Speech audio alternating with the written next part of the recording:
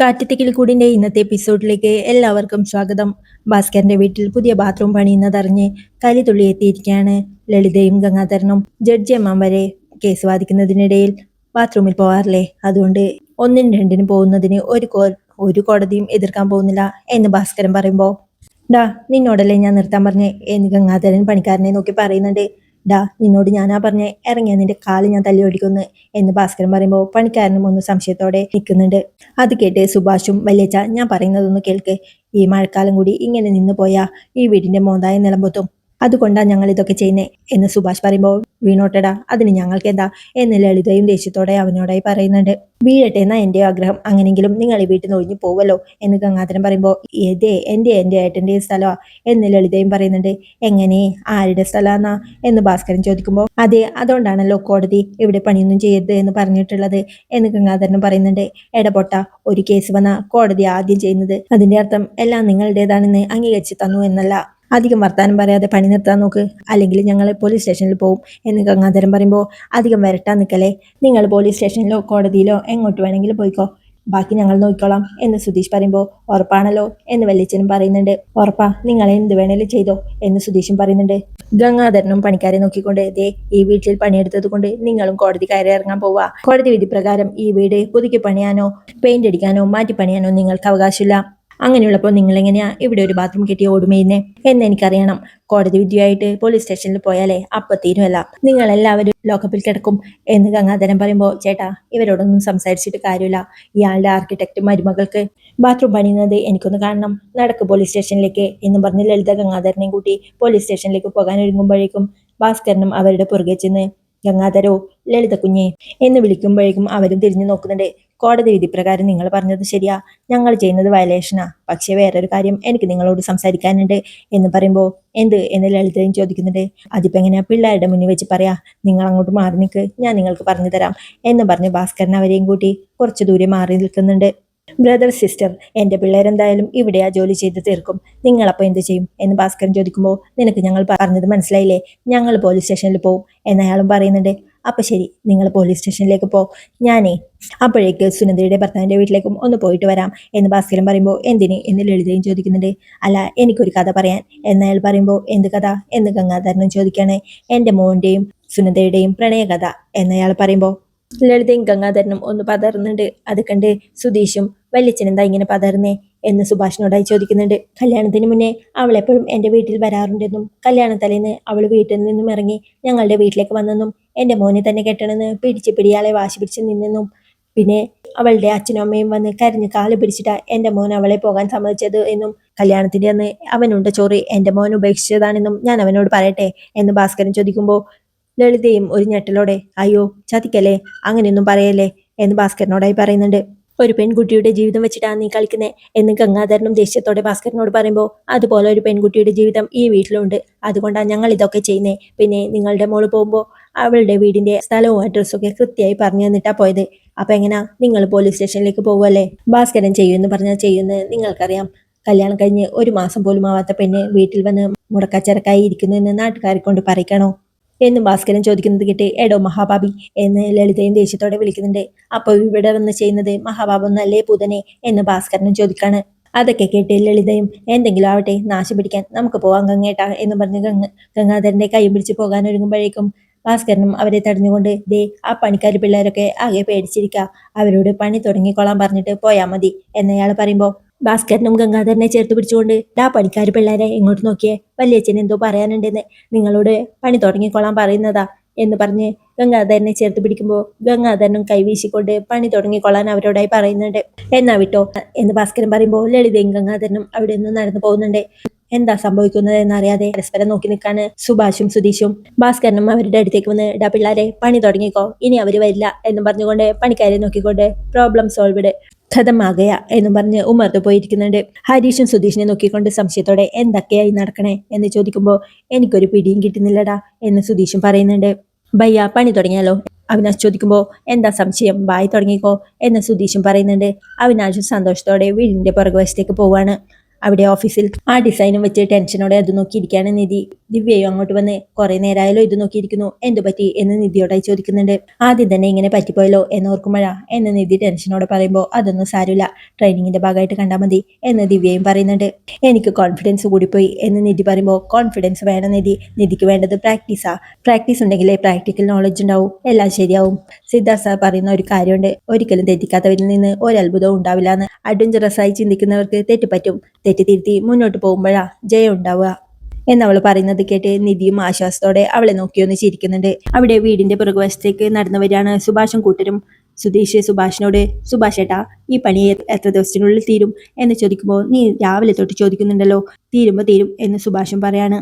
എന്റെ സുഭാഷ് ഏട്ടാ, ഒരു പണി തുടങ്ങിയാൽ അതവരെ ചെയ്യാൻ വിടണം, അല്ലാതെ പുറകെ നടന്ന് ബുദ്ധിമുട്ടിക്കല്ല വേണ്ടത് എന്ന് നികേഷ് പറയുന്നത് കേട്ട്, നിനക്ക് വിവരമുണ്ട് എന്ന് സുഭാഷും പറയുന്നുണ്ട്. ഓംബ്ര എന്ന് സുധീഷും അവനെ കളിയാക്കിക്കൊണ്ട് പറയാണ്. അപ്പോഴേക്കും അവിനാശം അങ്ങോട്ട് വന്ന്, സുഭാഷ് ഏട്ടാ ആ പണി കഴിഞ്ഞു, ഇനിയുള്ളത് പ്ലംബിങ്ങാ എന്ന് പറയുമ്പോൾ, ശരി കൈയും മുഖം കഴുകിയിട്ട് വാ എന്നും പറഞ്ഞ് സുഭാഷ് അവിനാശിനെയും പറഞ്ഞു വിട്ട് സുധീഷിനെയും കൂട്ടരെയും കൂട്ടി വീടിനകത്തേക്ക് പോകുന്നുണ്ട്. അവിനാശ് കൈയും കഴുകി വരുമ്പോഴേക്കും സുഭാഷ് അവർക്കുള്ള കാശുമായി വരുന്നുണ്ട്. എന്താ ഭയ്യ ഇത്, തിരക്കില്ല എന്ന് അവിനാശ് പറയുമ്പോൾ, നീ ഇതൊക്കെ അവർക്കൊക്കെ വീതിച്ചു കൊടുക്ക് എന്നും പറഞ്ഞുകൊണ്ട് സുഭാഷ് ആ കാശ് അവിനാശിന്റെ കയ്യിൽ കൊടുക്കുന്നുണ്ട്. അപ്പൊ ശരി ഭയ്യ, കാണാം. അവിനാശും യാത്ര പറഞ്ഞു പോകുന്നുണ്ട്. അപ്പോഴേക്കും നിധിയും ജോലി കഴിഞ്ഞ് അങ്ങോട്ട് തിരിച്ചു വരികയാണ്. മുറ്റത്ത് നിൽക്കുന്ന സുഭാഷിനോടായി, എന്താ സുഭാഷ് ഏട്ടാ ആകെ ഒരു മാറ്റം എന്നവൾ ചോദിക്കുമ്പോൾ, എന്റെ ഏട്ടത്തി രാവിലെ തുടങ്ങിയ പണിയാ, ഓടുമേയുന്നു, ബാത്റൂം പണിയുന്നു എന്ന് നികേഷ് പറയുമ്പോൾ, ബാത്റൂം പണിയുന്നു, അതിന്റെ കാര്യം പറഞ്ഞേ ഇല്ലല്ലോ എന്ന് നിധി പറയുമ്പോൾ, അത് സർപ്രൈസാ എന്ന് അച്ഛനും വിളിച്ചു പറയുന്നുണ്ട്. സുധീഷ് ഏട്ടനാണെങ്കിൽ ബാത്റൂമിലേക്ക് കുറെ ലിസ്റ്റ് പറഞ്ഞിട്ടുണ്ട്, വലിയ മിറർ, ബാത്ത് ഷവർ എന്നൊക്കെ നികേഷ് പറയുമ്പോൾ, ചിലർ കക്കൂസ് പണിയുന്നത് കണ്ടാലേ ദിവസത്തിലേറെ നേരവും അതിൽ തന്നെ ഇരിക്കുകയാണെന്ന് തോന്നും. മാക്സിമം ഒരു 5 മിനിറ്റ്, അതിൽ കൂടുതൽ സ്പെൻഡ് ചെയ്യേണ്ട ആവശ്യമില്ലാത്ത സ്ഥലം അത്, അതിൽ കൂടുതൽ മണി സ്പെൻഡ് ചെയ്യുന്നതും നഷ്ടമാ എന്ന് ഭാസ്കരൻ പറയുമ്പോൾ, അപ്പോഴേക്കും നിധി അച്ഛന്റെ കയ്യിലെ പൊള്ളൽ ശ്രദ്ധിച്ചുകൊണ്ട്, കൈ നന്നായി പൊള്ളിയോ നോക്കട്ടെ എന്ന് അച്ഛനോടായി പറയുമ്പോൾ, ഏയ് അതൊന്നും കുഴപ്പമില്ല മോളെ എന്നയാളും പറയുന്നുണ്ട്. പഴക്കത്തിന്റെ തീക്ക് പൊള്ളൽ കൂടുതലാ, ആശുപത്രിയിൽ പോയില്ലെങ്കിൽ പഴുക്കും എന്നവൾ പറയുമ്പോൾ, എന്റെ മോളെ ഇതിനൊക്കെ ആരെങ്കിലും ആശുപത്രി പോവോ എന്ന് പറഞ്ഞുകൊണ്ട്, ഇവനാണ് എന്നും പറഞ്ഞ് നികേഷിനെ ഒന്ന് നോക്കുന്നുണ്ട് ഭാസ്കരൻ. ഞാൻ പണ്ട് ബീഹാറിൽ ലോറി ഓടിക്കുമ്പോൾ ഒരു ആക്സിഡന്റ് ഉണ്ടായി, ലോറിയുടെ ചില്ല് തകർന്ന് ഞാൻ പുറത്തേക്ക് വീണു, എല്ലാവരും കരുതി ഞാൻ ചത്തെന്ന്. പക്ഷെ ഞാൻ വിടോ, അതേ ലോറി ഓടിച്ച് ചരക്ക് കൊണ്ടിറക്കി ലോറി വർക്ക്ഷോപ്പിലാക്കിയിട്ടേ ഞാൻ അടങ്ങിയുള്ളൂ. വർക്കിനോടുള്ള കമ്മിറ്റ്മെന്റ് അതാ എന്ന് ഭാസ്കരൻ പറയുമ്പോഴേക്കും, വാ മോളെ ചായ കുടിക്കാം എന്ന് സുഭാഷ് നിധിയോടായി പറയുന്നുണ്ട്. ഇന്ന് ചായ ഞാൻ ഇട്ടോളാം എന്നവൾ പറയുമ്പോൾ, അത് നല്ലതാ, ഇടയ്ക്കൊക്കെ മടുപ്പ് മാറാൻ അടുക്കളയിൽ ആള് മാറുന്നത് നല്ലതാ അല്ലേ സുഭാഷേ എന്ന് അച്ഛൻ ചോദിക്കുമ്പോൾ, അതെ എന്ന് സുഭാഷും പറയുന്നുണ്ട്. ചെല്ലുമോളെ എന്ന് അച്ഛൻ പറയുമ്പോഴേക്കും സുഭാഷും നികേഷും നിധിയൊക്കെ അകത്തേക്ക് കയറി പോകുന്നുണ്ട്. തന്റെ കൈ നോക്കിക്കൊണ്ട് ഇതൊക്കെ എന്ത് എന്നും പറഞ്ഞ് വീഡിയോയിലെത്ത് വലിക്കാണ് ഭാസ്കരൻ. പിന്നീട് നിധി മുറ്റടിക്കുമ്പോഴേക്കും നികേഷ് അങ്ങോട്ട് വരുന്നുണ്ട്. എടത്തി എനി ഹെൽപ്പ് എന്നവൻ ചോദിക്കുമ്പോൾ, അച്ഛനെ നന്നായി പൊള്ളിയിട്ടുണ്ട്, നീ അത് നോക്കിയോ എന്നവനോടായി നിധി ചോദിക്കുന്നുണ്ട്. ഞാനൊന്നും നോക്കിയില്ല എന്നവൻ പറയുമ്പോൾ, നല്ലോണം പൊള്ളിയിട്ടുണ്ട് എന്നവൾ പറയുമ്പോൾ, അതിന് ഞാനെന്ത് വേണം എന്നവനും ചോദിക്കാണ്. നീ പടക്കം എടുത്ത് മുകളിലോട്ട് എറിഞ്ഞുകൊണ്ടല്ലേ അച്ഛന്റെ കൈ പൊള്ളിയത് എന്നവൾ പറയുമ്പോൾ, ഞാൻ മുകളിലോട്ട് എറിയുമ്പോൾ അതിന്റെ കീഴെ വന്ന് നിൽക്കേണ്ട ആവശ്യമുണ്ടായിരുന്നോ എന്നവനും ചോദിക്കുന്നുണ്ട്.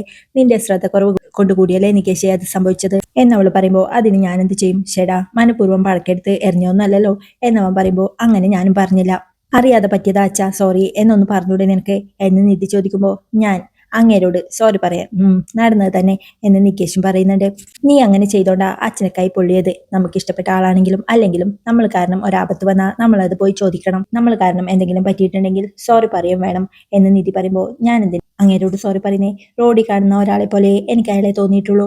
ശരി, റോഡിൽ പോകുന്ന ആളാണെന്ന് തന്നെ കരുതിക്കോ, നീ പടക്കം പൊട്ടിക്കുമ്പോൾ റോഡിലൂടെ പോകുന്ന ഒരാളുടെ ദേഹത്ത് പൊട്ടിയാൽ നീ സോറി പറയില്ലേ എന്ന് നിധി ചോദിക്കുമ്പോൾ, റോഡിലൂടെ പോകുന്ന ആളാണെങ്കിൽ ഞാൻ സോറി പറയും, പക്ഷെ അങ്ങേരോട് പറയില്ല, അതിനുവേണ്ടി ഏട്ടത്തി അഡ്വക്കേറ്റ് എടുക്കണ്ട, ഞാൻ അതിന് നിൽക്കില്ല എന്ന് പറഞ്ഞ് അവൻ അവിടെ നിന്ന് എഴുന്നേറ്റ് പോകുന്നുണ്ട്. അപ്പോഴേക്കും സുഭാഷ് അങ്ങോട്ട് വരികയാണ്. അവൻ എന്തിനാ മോളോട് ചൂടാന്നേ എന്ന് സുഭാഷ് ചോദിക്കുമ്പോൾ, അത് സാരമില്ല, അച്ഛനോടുള്ള ദേഷ്യമായിരിക്കും എന്ന് നിധിയും പറയാണ്. അതിന് മോളോടാണോ ദേഷ്യപ്പെടേണ്ടേ എന്ന് സുഭാഷ് ചോദിക്കുമ്പോൾ, സാരമില്ല സുഭാഷ് ഏട്ടാ എന്നവളും പറയുന്നുണ്ട്. സുഭാഷും ഒന്നും മിണ്ടാതെ അകത്തേക്ക് കയറി പോവാണ്. രാത്രിയാകുമ്പോൾ എല്ലാവരും ഒരുമിച്ചിരുന്ന് ഭക്ഷണം കഴിക്കാൻ ഒരുങ്ങുന്നുണ്ട്. സുഭാഷ് അടുക്കളയിൽ നിന്നും ഒരു പാത്രമായി വരുന്നത് കണ്ട്, ഇന്നെന്താ ബിരിയാണിയാണോ എന്ന് സുധീഷ് ചോദിക്കുന്നുണ്ട്. ബിരിയാണിയോ, പലഹാരം മതിയെന്ന് നിധി പറഞ്ഞു എന്ന് സുഭാഷ് പറയുമ്പോൾ, എങ്കിൽ പിന്നെ ദോശയായിരിക്കും എന്ന് സുധീഷ് പറയുമ്പോൾ, ദോശയോ, അത് നിനക്ക് ഇഷ്ടമല്ലാന്ന് എനിക്കറിയാലോ, അതുകൊണ്ട് അത് വേണ്ടാന്ന് വെച്ചു എന്ന് സുഭാഷും പറയുന്നുണ്ട്. അപ്പൊ പിന്നെ ഇഡലി ആയിരിക്കും, അരച്ച മാവ് കൊണ്ടുള്ള ഒരു കളിയല്ലേ സുഭാഷ് ഏട്ടാ എന്ന് സുധീഷ് പറയുമ്പോൾ, ഒന്ന് പോടാ എന്ന് പറഞ്ഞുകൊണ്ട് കയ്യിലെ പാത്രം താഴേക്ക് വയ്ക്കുന്നുണ്ട് സുഭാഷ്. ദാ ഉപ്പുമാവ് എന്ന് സുഭാഷ് പറയുമ്പോൾ, ഉപ്പുമാവോ, എന്താ സുഭാഷ് ഏട്ടാ ഇത് എന്ന് സുധീഷും ചോദിക്കുന്നുണ്ട്. അയ്യേ ഉപ്പുമാവോ എന്ന് നികേഷ് ചോദിക്കുമ്പോൾ, ഒന്ന് കഴിച്ചു നോക്ക് എന്ന് സുഭാഷും പറയുന്നുണ്ട്. അതെ, കഴിച്ചു നോക്ക്, നല്ല ടേസ്റ്റ് ഉണ്ട്, ഞാൻ നോക്കിയതാ എന്ന് നിധി പറയുമ്പോൾ ആണോ എന്ന് പറഞ്ഞുകൊണ്ട് സുധീഷ് കുറച്ച് ഉപ്പുമാവ് തന്റെ പ്ലേറ്റിലേക്ക് ഇടുന്നുണ്ട്. ഹരീഷും കുറച്ച് പ്ലേറ്റിലേക്ക് ഇട്ട് അതിനെടുത്ത് കഴിച്ചോട്ട് കലക്കി, നന്നായിട്ടുണ്ട് സുഭാഷ് ഏട്ടാ എന്ന് പറയാണ്. അത് കേട്ട് ഒരു ചിരിയോടെ സുഭാഷും അടുക്കളയിലേക്ക് പോകുമ്പോഴേക്കും അങ്ങനെ വരാൻ വഴിയില്ലല്ലോ എന്ന് പറഞ്ഞ് നിധിയുടെ കയ്യിൽ നിന്നും കുറച്ച് ഉപ്പുമാവ് വാങ്ങി തന്റെ പ്ലേറ്റിലേക്ക് ഇട്ട് കഴിച്ചു നോക്കുന്നുണ്ട് നികേഷ്.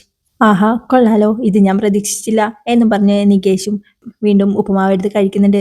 സുധീഷും തന്റെ പ്ലേറ്റിലെ ഉപ്പുമാവ് കഴിച്ചുകൊണ്ട് ആഹാ, റവയ്ക്ക് ഇത്ര ടേസ്റ്റ് ഉണ്ടാവുമോ, അടിപൊളിയായിട്ടുണ്ട് എന്ന് പറയാണ്. അപ്പോഴേക്കും സുഭാഷിന്റെ ഫോണിലേക്ക് ഒരു കോൾ വരുന്നത് കണ്ട് ഞാൻ എടുക്കാം എന്ന് പറഞ്ഞ് സുധീഷ് അങ്ങോട്ട് പോകുന്നുണ്ട്. അവൻ ഫോണിലേക്ക് നോക്കിക്കൊണ്ട് സുനന്ദയുടെ നമ്പർ കണ്ട് ഇവളെന്തിനാ ഈ സമയത്ത് ഇങ്ങോട്ട് വിളിക്കുന്നേ എന്ന് പറയുന്നുണ്ട്. ഇതിനിടെ ഒരു ദിവസവും അവൾ വിളിച്ചിരുന്നു, പക്ഷെ ഞാൻ എടുത്തില്ല എന്ന് സുഭാഷ് പറയുമ്പോൾ എടുത്തിട്ട് എന്താ വിളിച്ചേ എന്ന് ചോദിക്കായിരുന്നില്ലേ എന്ന് നികേഷും പറയുന്നുണ്ട്. അല്ല, അവൾ സുഭാഷ് ചേട്ടനെ വിളിക്കുന്നതറിഞ്ഞ അവളുടെ ഭർത്താവിന്റെ വീട്ടുകാരോ പ്രശ്നം ഉണ്ടാക്കില്ലേ എന്ന് ഹരീഷ് ചോദിക്കുമ്പോൾ നിങ്ങളൊക്കെ എന്തിനാ ഇങ്ങനെ ചിന്തിക്കുന്നേ എന്ന് അവരോടായി ചോദിച്ചുകൊണ്ട് നികേഷിനോടായി അല്ല, നീ കുട്ടിയല്ലേ, ഈ അമ്മമാരൊക്കെ ചിന്തിക്കുന്ന പോലെയാണോ നീ ചിന്തിക്കണ്ടേ എന്ന് നിധി ചോദിക്കുമ്പോൾ അമ്മാവന്മാരോ ഞങ്ങളോ എന്ന് സുധീഷും ചോദിക്കുന്നുണ്ട്. അല്ലാതെ പിന്നെ അവൾക്ക് സുഭാഷ് ചേട്ടനെ ഇഷ്ടമായിരുന്നു എന്ന് കരുതി വീണ്ടും ബന്ധം പുതുക്കാനാണ് വിളിക്കുന്നതെന്ന് നിങ്ങൾ എന്തിനാ ചിന്തിക്കുന്നേ? കല്യാണം കഴിഞ്ഞ് ഭർത്താവിനൊപ്പം വന്ന് നല്ല സന്തോഷത്തിൽ എല്ലാവരോടും സംസാരിച്ചു പോയ കുട്ടിയാ അത്. തനി അമ്മമാരുടെ ലക്ഷണം ഇത്. വെറൈറ്റി അങ്കിൾസ് സൗഹൃദത്തിന്റെ പേരിൽ പോലും അവൾക്ക് നിങ്ങളെ വിളിക്കാൻ പാടില്ല എന്നുണ്ടോ എന്ന് നിധി ചോദിക്കുമ്പോഴേക്കും സുനന്ദ വീഡിയോ കോൾ ചെയ്യുന്നുണ്ട്. സുഭാഷ് ചേട്ടന്റെ ഫോൺ റിങ് ചെയ്യുന്നത് കിട്ട് സുധീഷ് അത് നോക്കിക്കൊണ്ട് ദേ വീഡിയോ കോൾ ചെയ്യുന്നു എന്ന് പറയുമ്പോഴേക്കും നിധി അതെടുത്ത് നോക്കിക്കൊണ്ട് ഒരു ചിരിയോടെ സുഭാഷ് ചേട്ടനെ കൊടുത്ത് അറ്റൻഡ് ചെയ്യും സുഭാഷ് ചേട്ടാ എന്ന് പറയുന്നുണ്ട്. അയ്യോ ഞാനോ എന്ന് സുഭാഷ് ചോദിക്കുമ്പോൾ എന്താ സുഭാഷ് ചേട്ടനെ എടുക്കാൻ മടിയുണ്ടോ? അങ്ങനെയുണ്ടെങ്കിൽ ഉള്ളിൽ എന്തോ ഒരു കറ ബാക്കിയുണ്ടെന്ന് അർത്ഥം എന്ന് നിധി പറയുമ്പോൾ ഏയ് എനിക്ക് അങ്ങനെയൊന്നുമില്ല, ഞാൻ എടുക്കാം എന്ന് സുഭാഷും പറയുന്നുണ്ട്. സുഭാഷ് കോൾ അറ്റൻഡ് ചെയ്യുമ്പോഴേക്കും ഹലോ സുഭാഷ് ചേട്ടാ, ഭക്ഷണം കഴിക്കാനോ എന്ന് സുനന്ദ ചോദിക്കുമ്പോൾ അതെ എന്ന് സുഭാഷും പറയുന്നുണ്ട്. എനിക്ക് സുഭാഷ് ചേട്ടൻ്റെ ഫുഡ് മിസ് ചെയ്യുന്നുണ്ട് കേട്ടോ, ഞാനെപ്പോഴും അശ്വിനോട് അത് പറയും, അടുത്ത തവണ അങ്ങോട്ട് വരുമ്പോൾ അവിടുന്ന് ഫുഡ് കഴിക്കാമെന്ന് പറഞ്ഞിട്ടുണ്ട്. എല്ലാവരും ഉണ്ടോ എന്ന് സുനന്ദ ചോദിക്കുമ്പോൾ സുഭാഷും അവരെല്ലാവരെയും കാണിക്കുന്നുണ്ട്. നിധിയെ കണ്ട് ഹായ് നിധി, സുഖമല്ലേ എന്ന് ചോദിക്കുമ്പോൾ സുഖം എന്ന് നിധിയും പറയാണ്. സുധീഷ്, നികേഷ്, ഹരീഷ്, ഇടയ്ക്കൊക്കെ എല്ലാവർക്കും എന്നെയും വിളിക്കാട്ടോ, ഈ ഭാഗത്ത് എങ്ങോട്ടെങ്കിലും ഓട്ടം വരുന്നുണ്ടെങ്കിൽ ഇങ്ങോട്ട് വരണേ സുധീഷേ എന്നവൾ പറയുമ്പോൾ ആ വരാം, ഉറപ്പായിട്ടും വരാം എന്ന് സുധീഷും പറയുന്നുണ്ട്. ദേ ഇതാ ഞങ്ങളുടെ റൂം എന്നും പറഞ്ഞ് അവൾ ആ റൂമൊക്കെ അവരെ കാണിച്ചു കൊടുക്കുന്നുണ്ട്. സുഭാഷ് ഫോൺ നിധിയുടെ കയ്യിലേക്ക് കൊടുക്കുമ്പോൾ അടിപൊളിയായിട്ടുണ്ട് എന്ന് നിധിയും പറയാണ്. 2 ദിവസം മുന്നേ ഞാൻ വിളിച്ചിരുന്നു, അപ്പോൾ അശ്വിനും ഉണ്ടായിരുന്നു, അപ്പോൾ ആരും എടുത്തിരുന്നില്ല. എന്നാ പിന്നെ ശരി, ഞാൻ പിന്നെ വിളിക്കാം എന്നും പറഞ്ഞ് നിധിയോടായി സുഭാഷ് ഏട്ടനൊന്ന് ഫോൺ കൊടുക്കോ എന്ന് ചോദിക്കുന്നുണ്ട്. ആ കൊടുക്കാം എന്നും പറഞ്ഞ് സുഭാഷിന്റെ കയ്യിലേക്ക് ഫോൺ കൊടുക്കുന്നുണ്ട് നിധി. അപ്പോൾ ശരി സുഭാഷ് ഏട്ടാ ബൈ എന്ന് അവൾ പറയുമ്പോഴേക്കും ശരി എന്ന് പറഞ്ഞ് സുഭാഷും കോൾ കട്ട് ചെയ്യുന്നുണ്ട്. കോൾ കട്ട് ചെയ്തതിന് ശേഷം നിധി അവരോടായി ചോദിക്കുന്നുണ്ട്, ഇപ്പോൾ എന്തായി? ഈ വീട്ടിലെ എല്ലാ മോശം ചിന്തകളും ആദ്യം ഉദിക്കുന്നത് ഈ പേട്ട് തലയില എന്ന് സുധീഷിനെ നോക്കിക്കൊണ്ട് പറഞ്ഞുകൊണ്ട് പിന്നെ എല്ലാവരുടെ തലയിലേക്ക് അത് പകരും. പേട്ട് തലയോ എന്റേതോ എന്നവൻ ചോദിക്കുമ്പോൾ പിന്നെന്താ സംശയമുണ്ടോ എന്നവൾ പറയുമ്പോൾ ഹരീഷ് അവനെ നോക്കിച്ചിരിക്കുന്നത് കണ്ട് സുധീഷും ഹരീഷിനോട് ദേഷ്യപ്പെടുന്നുണ്ട്. അപ്പോഴേക്കും അച്ഛനും തന്റെ സൈക്കിളിൽ അങ്ങോട്ട് വന്ന് സൈക്കിൾ മുറ്റത്ത് വെച്ച് അവിടെ ഉമ്മർത്തുള്ള തന്റെ കട്ടിൽ വന്നിരിക്കുന്നുണ്ട്. നിധിയും അങ്ങോട്ട് അയാൾക്കുള്ള ഭക്ഷണമായി വന്ന് ദാ എന്ന് പറയുമ്പോഴേക്കും അയാളും ഒരു സംശയത്തോടെ നിധിയെ നോക്കുന്നുണ്ട്. പേടിക്കേണ്ട, ഞാനൊന്നും ചോദിക്കാൻ പോകുന്നില്ല, ദാ ഇത് കഴിച്ചോ എന്നവൾ പറയുമ്പോൾ എനിക്കൊരു പേടിയുമില്ല, എന്ത് ചോദിച്ചാലും ഒരു പ്രശ്നവുമില്ല എന്ന് അച്ഛൻ പറയുമ്പോൾ ഞാൻ ചോദിക്കുന്നത് ഇഷ്ടമല്ലല്ലോ എന്നവളും പറയുന്നുണ്ട്. ഇഷ്ടമില്ലാത്ത കാര്യം തന്നെ പിന്നെ ചോദിച്ചാൽ ദേഷ്യം വരില്ലേ എന്നയാൾ പറയുമ്പോൾ എന്തോ ഉണ്ട്, അത് ഒളിച്ചു വെക്കാനാ ഇങ്ങനെ ദേഷ്യം കാണിക്കുന്നത് എന്നവളും പറയുന്നുണ്ട്. എനിക്ക് ആ വിഷയം സംസാരിക്കാൻ താല്പര്യമില്ല, അതിനർത്ഥം ഞാൻ എന്തെങ്കിലും മറയ്ക്കുന്നു എന്നാണോ എന്ന് പറഞ്ഞ അച്ഛൻ പ്ലേറ്റിലേക്ക് നോക്കുമ്പോഴേക്കും അതിൽ സ്പൂൺ കണ്ട് ഞാൻ എന്താ വെള്ളക്കാരനാണോ സ്പൂണും വെച്ച് കഴിക്കാൻ എന്ന് പറയുമ്പോൾ കൈ പൊള്ളിയിട്ടല്ലേ ഉള്ളത് എന്ന് നിധിയും പറയുന്നുണ്ട്. ഭാസ്കറിന് ഇതൊന്നും ഒരു പ്രശ്നമല്ല എന്ന് പറഞ്ഞ സ്പൂൺ മാറ്റി വെച്ച് അയാൾ ഉപ്പുമാവ് കഴിക്കാൻ ഒരുങ്ങുന്നുണ്ട്. നിധി അയാളെ തന്നെ നോക്കിക്കൊണ്ട് തൂണിഞ്ചാരി നിൽക്കുന്നത് കണ്ട് അയാളും ഒരു സംശയത്തോടെ വീണ്ടും അത് തന്നെ ചോദിക്കാനാണെന്ന് തോന്നുന്നു ഉദ്ദേശം, ഇവിടുന്ന് മാറുന്നതാ നല്ലത് എന്ന് പറഞ്ഞ് കുറച്ച് ദൂരേക്ക് മാറി നിൽക്കുന്നുണ്ട്. നിധി പിന്നെയും തന്നെ നോക്കി നിൽക്കുന്നത് കണ്ട് അയാൾ അവിടെ ദൂരെയുള്ള ഒരു കസേരയിലിരുന്ന് ചെരിഞ്ഞിരുന്ന് ഭക്ഷണം കഴിക്കാൻ തുടങ്ങുന്നുണ്ട്. അപ്പോഴേക്കും സുധീഷും നിധിയുടെ അടുത്തേക്ക് വരികയാണ്. അപ്പോഴേക്കും അങ്ങോട്ട് നോക്കിയ അച്ഛനും ഇവർ രണ്ടുപേരും കൂടിയാണോ അന്വേഷണം നടത്തുന്നത് എന്ന് ചിന്തിച്ചുകൊണ്ട് അവിടുന്ന് എഴുന്നേറ്റ് പോകുന്നുണ്ട്. ആ കഥാപാത്രം എന്താ നിധി സീൻ വിട്ടെ എന്ന് സുധീഷ് ചോദിക്കുമ്പോൾ എനിക്കറിയില്ല എന്ന് നിധിയും പറയുന്നുണ്ട്. അല്ല, ഇന്ന് ജോലിയുടെ ആദ്യ ദിവസമല്ലേ, എങ്ങനെയുണ്ടായിരുന്നു എന്ന് സുധീഷ് ചോദിക്കുമ്പോൾ നന്നായിരുന്നു, പക്ഷെ പഠിക്കുന്ന പോലെ അല്ലല്ലോ, പ്രാക്ടിക്കൽ നോളജ് വളരെ ഇമ്പോർട്ടൻ്റാ, ഇനിയും കുറെ ഇമ്പ്രൂവ് ചെയ്യാനുണ്ട്. ജോലിയുടെ ആദ്യ ആഴ്ച തന്നെ എല്ലാവരെയും കയ്യിലെടുത്ത് സ്റ്റാർ ആവാൻ നടന്നില്ല എന്ന് നിധി പറയുമ്പോൾ എന്ത് പറ്റി എന്ന് സുധീഷും ചോദിക്കുന്നുണ്ട്. ഓഫീസിലെ ഒരു സാറ് ഡിസൈൻ വരച്ചു ചെല്ലാൻ പറഞ്ഞു, അത് ചെയ്തത് അത്ര ശരിയായില്ല എന്ന് നിധി പറയുമ്പോൾ ചീത്ത പറഞ്ഞോ എന്ന് സുധീഷും ചോദിക്കുന്നുണ്ട്. ഏയ് ചീത്തയൊന്നും പറഞ്ഞില്ല, നമ്മൾ വലിയ ആളായി ഗോൾഡ് മെഡലിസ്റ്റ് എന്നൊക്കെ പറഞ്ഞിരിക്കുമ്പോൾ കുമിള പൊട്ടിക്കും പോലെ നമ്മളെ അങ്ങ് പൊട്ടിക്കില്ലേ, അങ്ങനത്തെ ഒരു പരിപാടി എന്ന് നിധി പറയുമ്പോൾ അത് തന്നെയാണ് ഞാനും ചോദിച്ചത്, അങ്ങനെ കമൻറ്റ് ചെയ്യാൻ അവൻ ആരാണെന്ന്. എന്ന് സുധീഷ് പറയുമ്പോൾ, എൻ്റെ ഒരു സീനിയറാണെന്നേ പുള്ളി സാധാരണ മട്ടിൽ പറഞ്ഞതാണെന്നേ, എൻ്റെ ഒരു ഹാഫ് ഡേ തൊലഞ്ഞു, ഇനിയും കുറേ പഠിക്കാനുണ്ട് എന്ന് നിധി പറയുമ്പോൾ, അതിന് ചീത്ത പറയാനോ വേണ്ടത്? ഇയാളൊരു ഫ്രഷറാണെന്ന് അയാൾക്ക് അറിഞ്ഞൂടെ? ഇയാൾക്ക് എന്തെങ്കിലും തെറ്റിപ്പറ്റിയാൽ അത് തിരുത്തി തരേണ്ടത് അയാളല്ലേ? അതിന് ഇങ്ങനെ ആൾക്കാരുടെ മുന്നിൽ വെച്ച് റാക്ക് ചെയ്ത് ഷൈൻ ചെയ്യാനോ വേണ്ടത് എന്ന് സുധീഷ് ചോദിക്കുമ്പോൾ, ഏയ് അങ്ങനെയൊന്നുമല്ല, അയാൾ അതിനുശേഷം കാഷ്വലായിട്ടാണ് എന്നോട് പെരുമാറിയത് എന്ന് നിധി പറയുമ്പോൾ, എന്നാലും ഇതൊന്നും ശരിയല്ല. എന്നാലും അവനാരാ നിധിയെ ചീത്ത വിളിക്കാനായിട്ട് എന്ന് സുധീഷ് പറയുമ്പോൾ, ഏയ് അത്രയ്ക്കൊന്നും സീൻ കാണിക്കണ്ട കേട്ടോ, ഇപ്പോൾ ഞാൻ ഓക്കെയാ, ഇന്നത്തെ ദിവസം എങ്ങനെയുണ്ടെന്ന് എന്നോട് ചോദിച്ചുകൊണ്ട് പറഞ്ഞേ ഉള്ളൂ എന്ന് നിധി പറയുമ്പോൾ, എൻ്റെ നിധി, അത് ഇത്ര നേരം മനസ്സിലോർത്ത് വെച്ചോണ്ടല്ലേ ഇപ്പോൾ പറയാൻ പറ്റിയത്.